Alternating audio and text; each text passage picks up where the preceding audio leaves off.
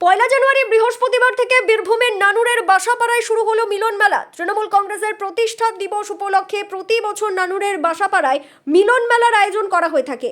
নানুরের এই মিলন মেলায় প্রত্যেক বছরই জেলার শীর্ষস্থানীয় তৃণমূল নেতাদের হাতে আকর্ষণীয় বিভিন্ন ধরনের উপহার তুলে দেওয়া হয়। আগে এই মেলা থেকে বিভিন্ন ধরনের নজরকাড়া উপহার পেয়েছেন অনুব্রত মণ্ডল, আর এখন গত 3 বছর ধরে উপহার পাচ্ছেন কাজল শেখ। কাজল শেখকে মিলন মেলা থেকে গত বছর রূপোর মুকুট উপহার দেওয়া হয়েছিল, আর এই বছর দেওয়া হলো রূপোর তরোয়াল। যে রূপোর তরোয়ালটি উপহার দেওয়া হয়েছে তার ওজন 2 থেকে 2.5 কিলো বলে জানা যাচ্ছে। প্রত্যেক বছর কোনো না কোনো উপহার আমরা এই দলের পক্ষ থেকে থুপসা অঞ্চল কমিটি দিয়ে থাকি। এবছর আমরা তার হাতে উপহার তুলে দিয়েছি তরোয়াল। সেই তরোয়াল হচ্ছে অশুভ শক্তির বিনাশ করার জন্য।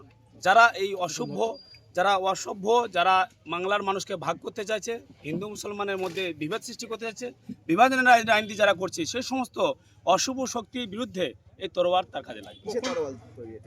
রূপোর, অবশ্যই রূপোর। আপনারা দেখতে পাচ্ছেন আমাদের ছবিতে ওজন সংখ্যা নিশ্চিতভাবে আমরা বলেছি, আগেও বলেছি, প্রায় এই এলাকার মানুষ তাকে, তিনি এলাকার জনপ্রতিনিধি, এইরা মানুষ তাকে প্রচণ্ড ভালোবাসেন। তিনি মানুষের প্রত্যেকটা মানুষের মনে মণিক উঠে আছেন, তাই তাকে ভালোবেসে আমরা 2 থেকে 2.5 কিলো ওজনের তাকে রূপোর এমন তরোয়াল উপহার পেয়ে স্বাভাবিকভাবেই খুশি তৃণমূল নেতা তথা বীরভূম জেলা পরিষদের সভাধিপতি কাজল শেখ। কাজ করবে যদি ধর্ম নিয়ে, বর্ণ নিয়ে রাজনীতি করতে আসে, সব ধরনের খেলা হবে। কিভাবে হবে খেলা সেটা সময় এলে দেখতে পাবেন, সময়ই কথা বলবে। কাজল শেখকে এদিন রূপোর তরোয়াল উপহার দেওয়ার পাশাপাশি অনুষ্ঠানে উপস্থিত সাংসদ অসিত মাল ও বিধায়ক বিধানচন্দ্র মাঝিকে রূপোর কলম উপহার দেওয়া হয়।